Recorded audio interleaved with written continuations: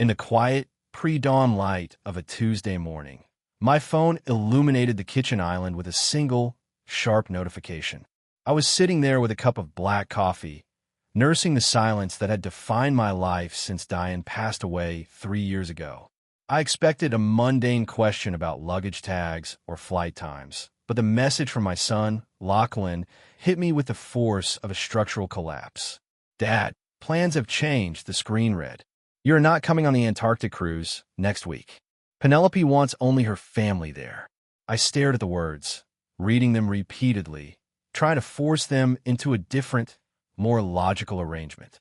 There was no apology, no hesitation, just a cold, bureaucratic dismissal of a $45,000 gift I had meticulously financed to honor his mother's memory. This was not a casual getaway. It was an ultra-luxury expedition, the pinnacle of what I had worked for decades to afford. I had booked the owner's suite, the crown jewel of the vessel, specifically to celebrate Diane, who had dreamed of such vistas her entire life. I had paid for everything: the suite, the premium dining packages, the private helicopter excursions, with my own hard-earned capital, expecting nothing more than a shared experience with the only family I'd left. Now, at 6 a.m, my son was casually uninviting me for my own tribute, treating my presence as a disposable, inconvenient structural error. A heavy, absolute silence filled the kitchen, but my mind did not descend into the chaos of grief.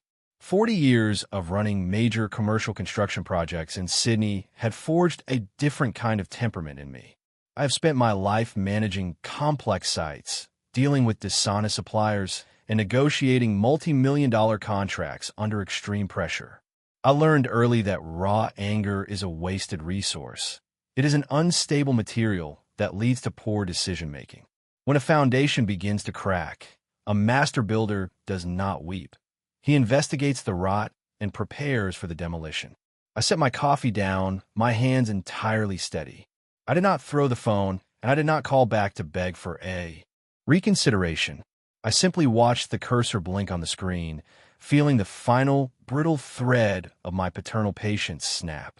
If they want to play a game of cold, calculated exclusion, I would show them exactly what happens when you attempt to build your future on the property of a man who knows every single load-bearing wall in your world. The cruise wasn't just a trip anymore. It was an asset, and I was about to reclaim it with the precision of a controlled detonation. I reached for my phone, my thumb hovering over Lachlan's contact profile before deciding against it. A man who sends a cowardly dismissal via text is not worth the air it takes to speak to him. Instead, I dialed Penelope's number. I knew her pattern. She was the architect of this maneuver, the one who orchestrated the social engineering within our family with the same cold, tactical precision I once used to manage difficult subcontractors. She answered on the third ring, her voice coated in that artificial, saccharine elegance she used whenever she was about to deliver a blow. She did not call me Arthur. She never did. "Hello, Arthur," she said, the slight impatience in her tone barely masked by her practiced manners. I kept my voice perfectly level, the tone of a project manager delivering a status report. "Put Lachlan on the phone, Penelope." She let out a small, weary sigh, the sound of someone forced to deal with an inconvenient, slow-witted employee. "Lachlan is currently occupied, Arthur. And honestly, there is nothing to discuss. You saw the text. The arrangements are finalized." I leaned back in my chair, staring out at the gray, rain-slicked skyline of Sydney. My pulse remained perfectly rhythmic. There was no room for emotional spikes in this negotiation. "Penelope," I said, my voice cutting through her rehearsed indifference with surgical clarity, "that Antarctic expedition cost $45,000.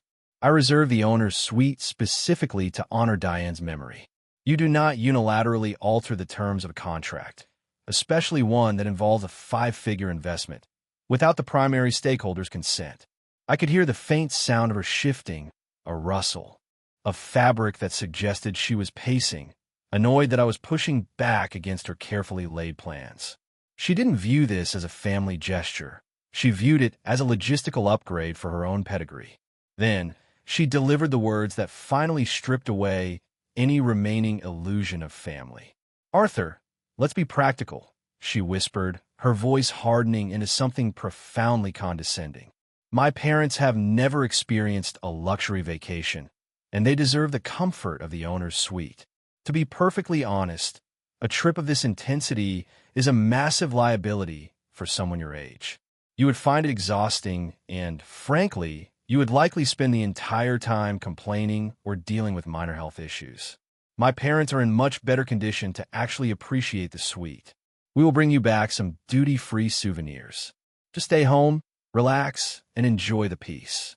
We will see you when we return. I didn't answer. I let the silence stretch, heavy and thick, until the void between us became uncomfortable for her. She perceived my silence as a sign of defeat, a confirmation that I was a tired, lonely man who would quietly absorb the disrespect to avoid conflict. She was mistaken. She thought she was talking to a relic, but she was speaking to a man who had spent 4 decades ensuring that nothing he built would ever crumble under pressure. I ended the call without another word. The line went dead, leaving me in the absolute quiet of my study. The structural integrity of our relationship had officially failed, and as I sat there, I began to draft the blueprints for their eviction. I remained in the study, the silence of the house no longer oppressive, but rather a perfect, resonant space for calculation. I opened my laptop, the screen casting a pale, cold glow across my desk as I accessed the digital portal of the cruise line.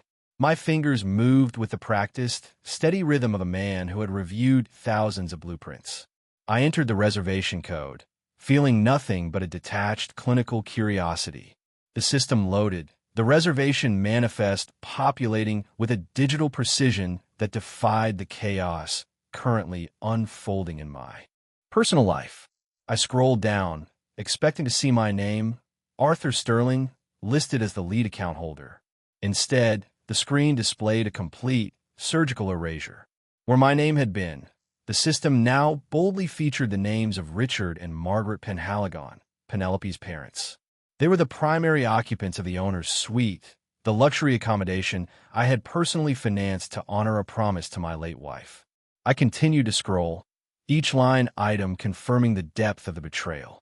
Registered alongside them were Lachlan and Penelope, and finally, Bradley Penhaligon, Penelope's brother, a man whose only contribution to society was a decade-long career in professional unemployment. He was now officially listed to enjoy the premium dining, the butler service, and a private balcony tours I had worked 40 years to secure. They hadn't just uninvited me. They had performed a hostile takeover of my tribute, seamlessly swapping me out for their own parasitic family. The most damning detail was buried in the payment section. The entire reservation, including the expensive premium drink packages that Bradley had already upgraded, remained tethered to my personal Platinum credit card, which was stored in the system as the default method for all onboard expenses. They had logged into my secure account, deleted my identity, and kept my financial commitment fully active. The audacity was not merely disrespectful. It was a testament to their profound lack of structural awareness. They truly believed that because I had built a fortune, I was incapable of deconstructing the life I had provided for them. They mistook my silence for the fading vitality of an old man, failing to realize that a man who has successfully dominated the brutal world of Sydney construction does not react to theft with a temper tantrum. He reacts with an audit. I closed the laptop, the screen clicking shut with a definitive, satisfying snap. They wanted a vacation. I would ensure they received a masterclass in the consequences of their own arrogance. I waited exactly 22 minutes after Penelope hung up on me before my phone vibrated against the polished granite of the kitchen. Island. Lachlan was calling. I let the device ring 3 times, allowing the silence to stretch and thicken with his growing anxiety, before I finally swiped the green icon.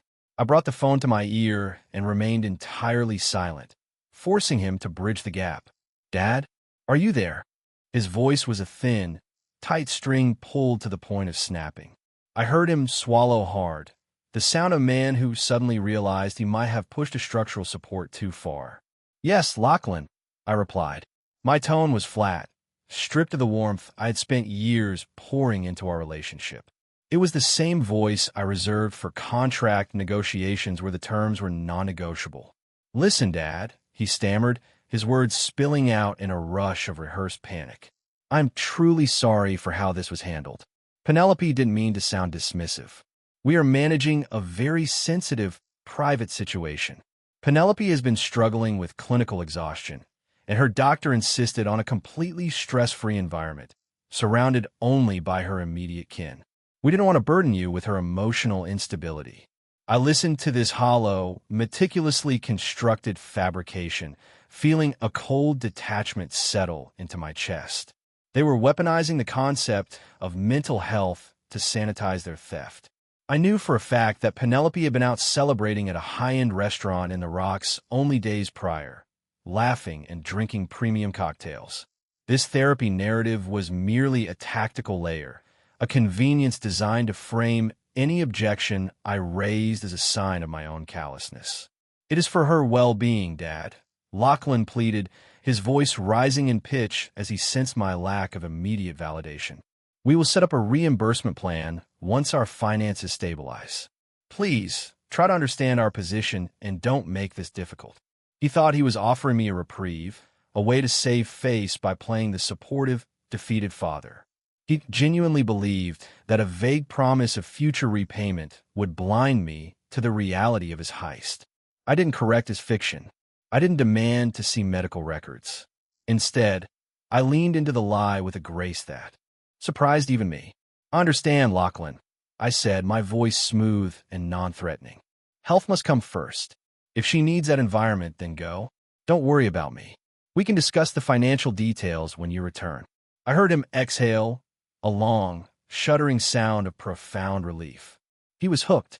He had no idea that by accepting his lie, I had officially verified the blueprint of his deception.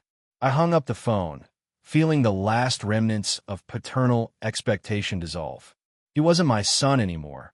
He was a project that had drifted too far into structural decay, and I was finally ready to sign the order for his total demolition. I waited exactly 22 minutes after Penelope hung up on me before my phone vibrated against the polished granite of the kitchen island. Lachlan was calling. I let the device ring 3 times, allowing the silence to stretch and thicken with his growing anxiety, before I finally swiped the green icon. I brought the phone to my ear and remained entirely silent, forcing him to bridge the gap. "Dad, are you there?" His voice was a thin, tight string pulled to the point of snapping. I heard him swallow hard, the sound of a man who suddenly realized he might have pushed a structural support too far. "Yes, Lachlan," I replied. My tone was flat, stripped of the warmth I had spent years pouring into our relationship. It was the same voice I reserved for contract negotiations where the terms were non-negotiable. "Listen, Dad," he stammered, his words spilling out in a rush of rehearsed panic. "I'm truly sorry for how this was handled." Penelope didn't mean to sound dismissive. "We are managing a very sensitive, private situation." Penelope has been struggling with clinical exhaustion, and her doctor insisted on a completely stress-free environment, surrounded only by her immediate kin. "We didn't want to burden you with her emotional instability." I listened to this hollow, meticulously constructed fabrication, feeling a cold detachment settle into my chest. They were weaponizing the concept of mental health to sanitize their theft. I knew for a fact that Penelope had been out celebrating at a high-end restaurant in the Rocks only days prior, laughing and drinking premium cocktails. This therapy narrative was merely a tactical layer, a convenience designed to frame any objection I raised as a sign of my own callousness. "It is for her well-being, Dad," Lachlan pleaded, his voice rising in pitch as he sensed my lack of immediate validation. "We will set up a reimbursement plan once our finances stabilize. Please, try to understand our position and don't make this difficult."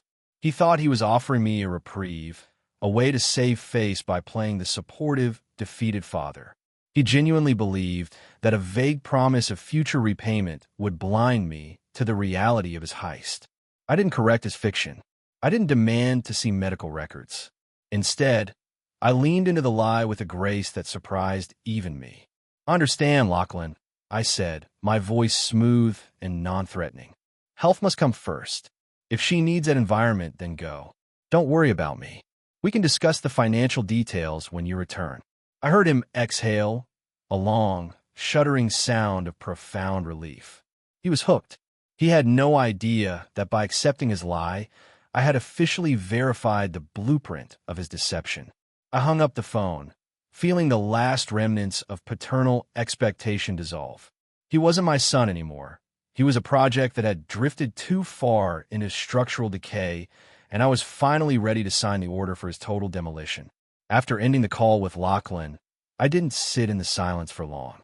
I walked into my study, my movements calm and methodical, and unlocked the secure digital terminal on my desk.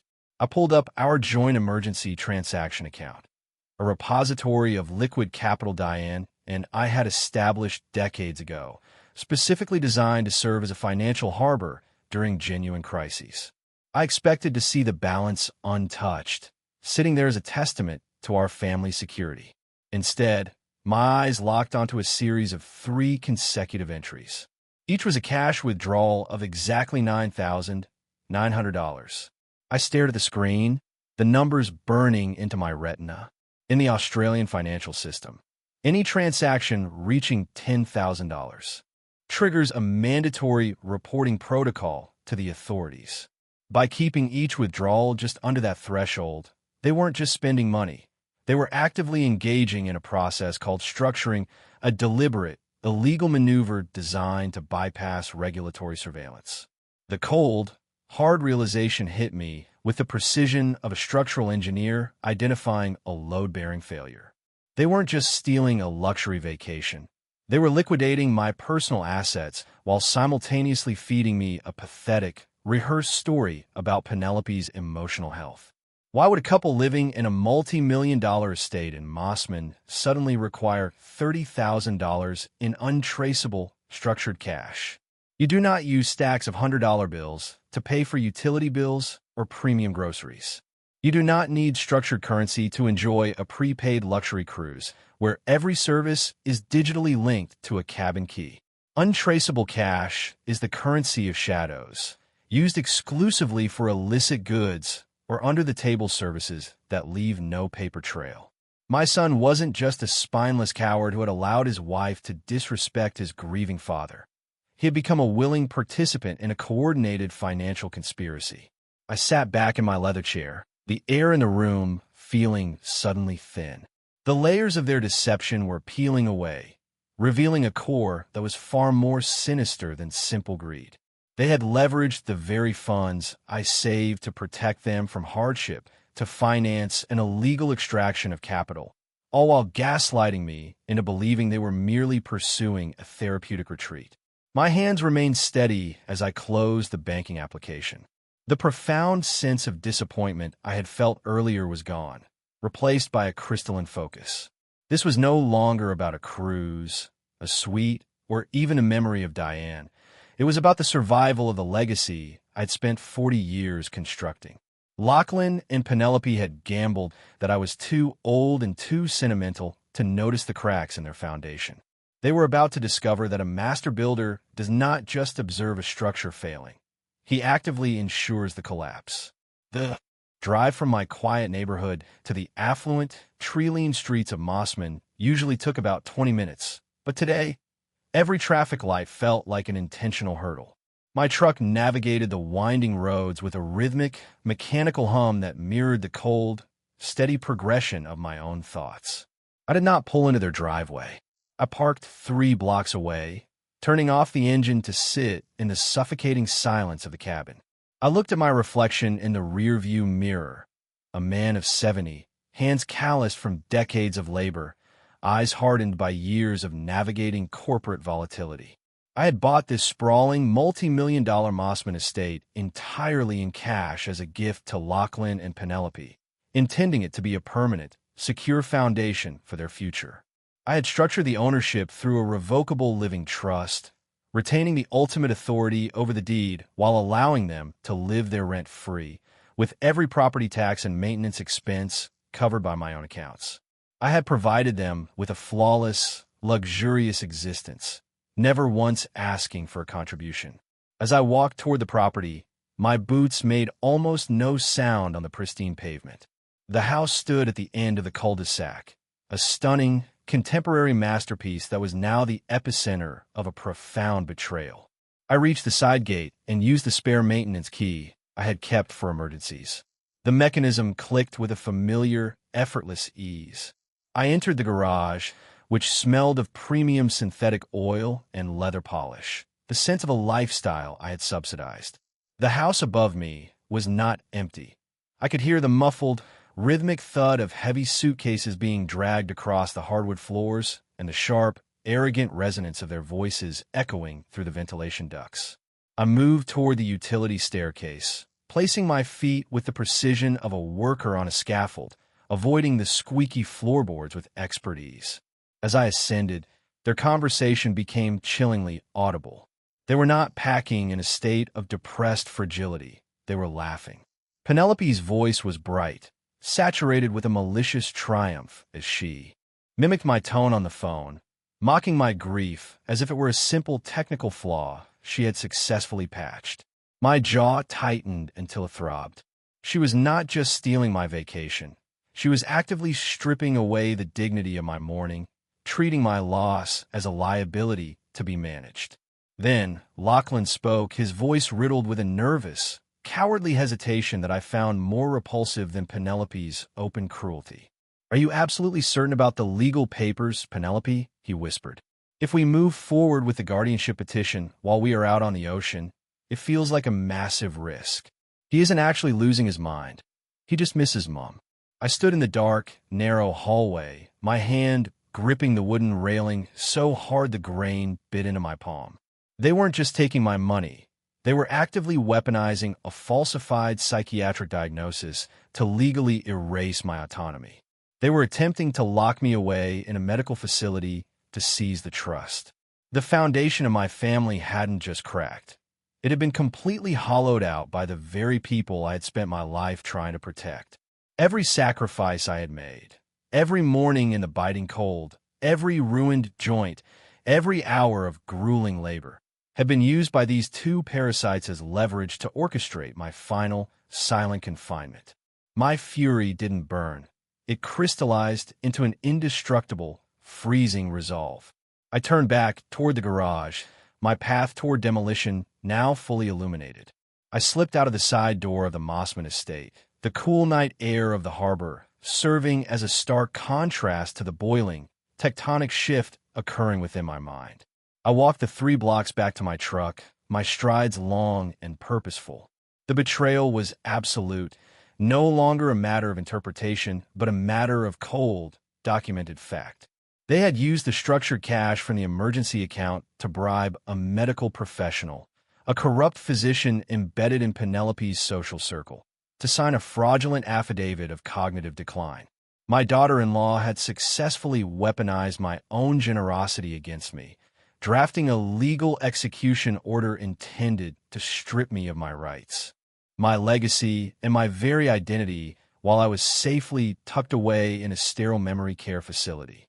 I climbed into the cabin of my truck, the leather steering wheel feeling like the only anchor in a world that had suddenly tilted on its axis. I did not drive back to the house that had been filled with 30 years of memories with Diane. That house had become a relic of a life that no longer existed. Instead, I drove straight into the heart of the Sydney Central Business District, toward the towering glass spires that housed the most formidable legal minds in the country. I pulled into the subterranean parking of an office building that stood as a monolith to corporate iron will. My attorney, Mitchell Reed, was a man whose reputation for ruthless efficiency was matched only by his profound distaste for the kind of parasitic litigation the street clairs were attempting. I walked into his office with the steady, rhythmically precise gait of a master builder entering a job site. Mitchell did not need a preamble. He saw the devastation in my posture and the razor-sharp clarity in my eyes. He ushered me into his private boardroom, ensuring the heavy oak door was secured against the outside world. I laid the narrative out for him, piece by excruciating piece. The structured cash withdrawals, the overheard conspiracy regarding the Alzheimer's diagnosis, and the scheduled filing of the guardianship petition. I watched as his expression shifted from professional curiosity to a cold, predatory focus. He understood the structural implications of what Penelope and Lachlan were doing. They were not merely attempting a financial takeover. They were executing a felony conspiracy to commit elder fraud. "They have left a trail, Arthur," Mitchell said, his voice a low, gravelly rumble that barely broke the silence of the office. "If they file that petition, they have left their digital fingerprints all over a federal crime."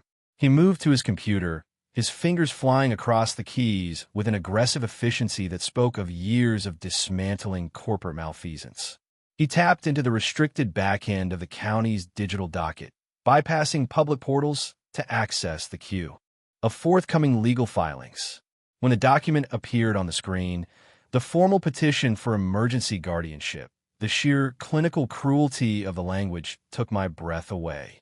It was a masterpiece of legal malice, designed to erase me before I even knew the trial had begun. I looked at the signature line, at the fabricated medical assertions, and realized that my son had officially signed his own moral obituary.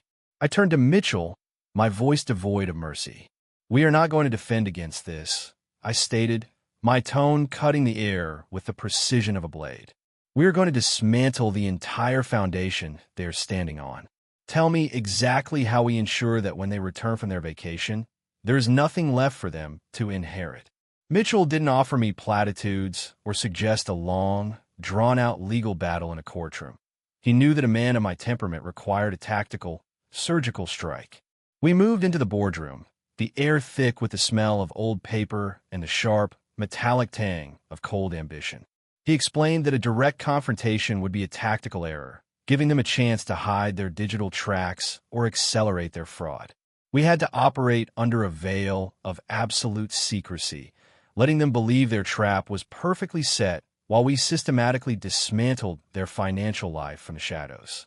The primary focus was the Mossman Mansion.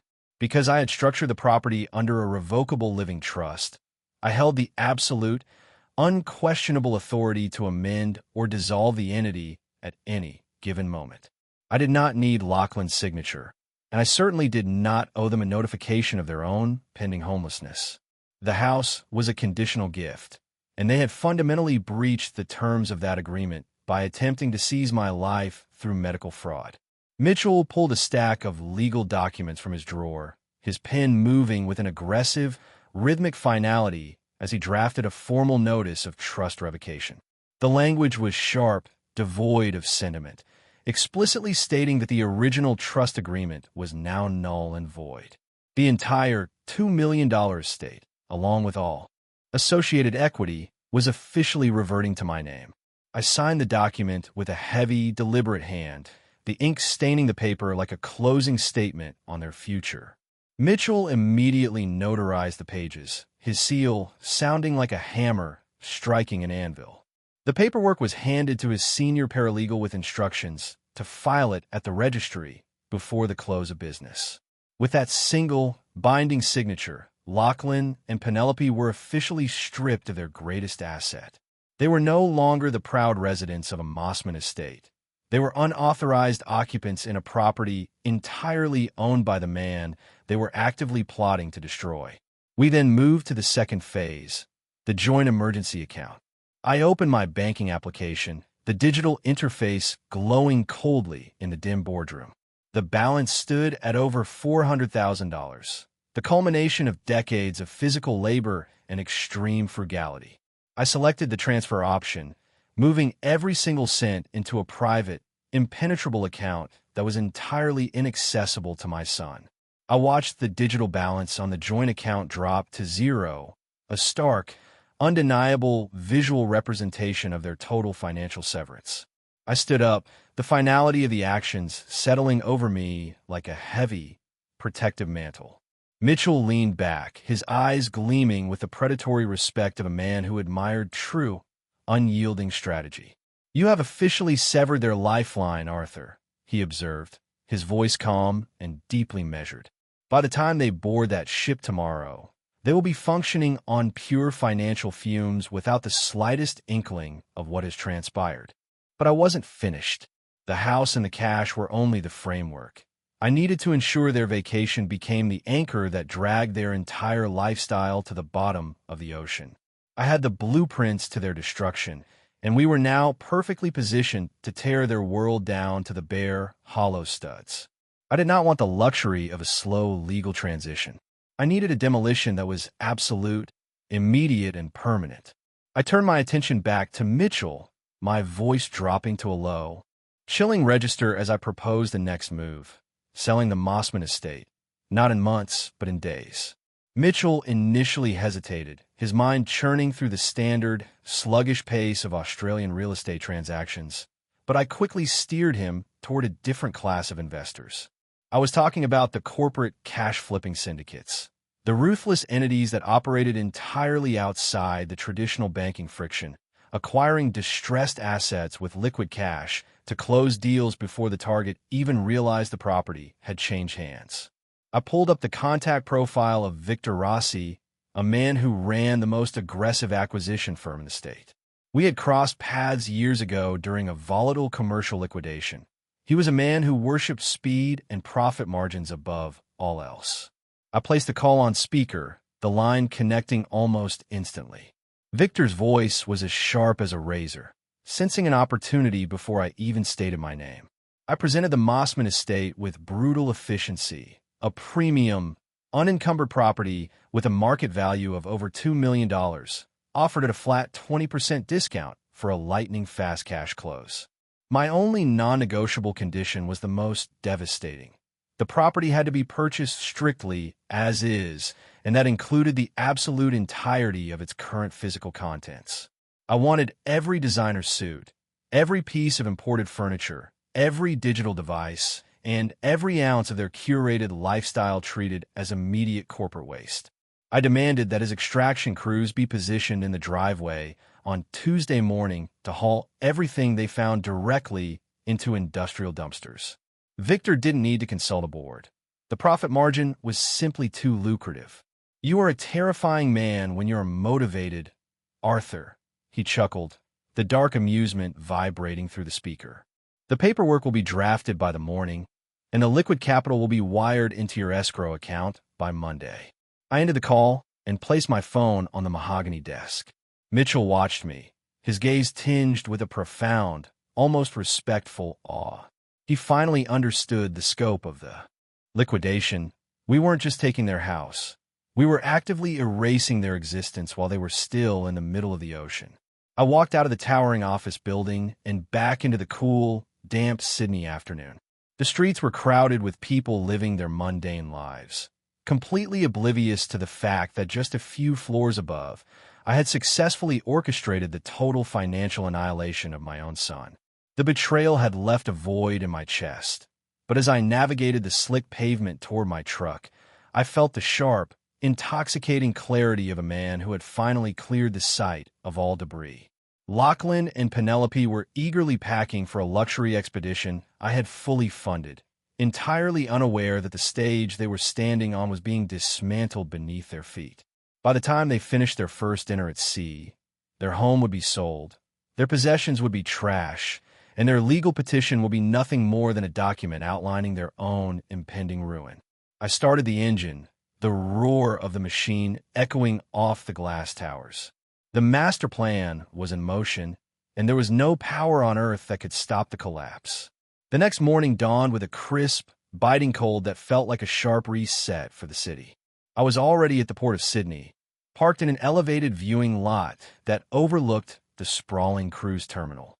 The massive white hull of the luxury vessel dominated the waterfront, a towering monument to the decadence I had once hoped to share with my son. I sat in my truck, a pair of compact binoculars resting on the center console, watching the terminal transform into a hive of frantic, high-strung activity. At exactly the scheduled time, a premium black SUV glided into the VIP drop-off zone. Lachlan stepped out first, dressed in expensive nautical resort wear, his face radiating a carefree, arrogant confidence. Penelope followed, shielded by oversized designer sunglasses, directing the porters to handle her massive array of luggage with a practiced, haughty indifference. Bradley, Penelope's brother, emerged next, wearing a garish shirt that looked entirely out of place in the sharp coastal breeze. They stood together on the concrete, laughing loudly, entirely enveloped in the unearned security of their perceived victory. They handed over their bags, confident that my platinum status would facilitate their swift, pampered passage into the ship's owner's suite. I watched through the binoculars, my pulse steady and my breathing slow. They were walking straight into a trap, their arrogance serving as their blindfold. I navigated to Penelope's public social media feed on my tablet, watching as she posted a fresh, filtered photograph of the trio in front of the massive ship. The caption, "Embarking on our much-needed, hard-earned luxury vacation," tasted like bitter ash, but I didn't flinch. They genuinely believed they had outmaneuvered me. I watched them disappear through the glass doors of the VIP security queue, knowing they would be fast-tracked directly onto the vessel. I didn't leave my position until the massive loading ramps were finally retracted and the heavy mooring lines were detached from the pylons. A deep, resonant blast from the ship's horn echoed across the harbor, a triumphant, final sound that seemed to mark the beginning of their slow, inevitable descent. I waited until the colossal vessel rotated and pointed its bow toward the open ocean, turning into a speck on the horizon. They were finally beyond the reach of terrestrial cellular networks, fully reliant on the ship's exorbitant satellite systems. I started my engine and drove back toward the financial district. They had walked onto that ship as masters of their own destiny, expecting a seamless, prepaid luxury experience. They had absolutely no idea that while they were preparing to toast their success in the middle of international waters, I was meeting with Mitchell and Victor Rossi to execute the final signatures on the sale of the Mossman estate.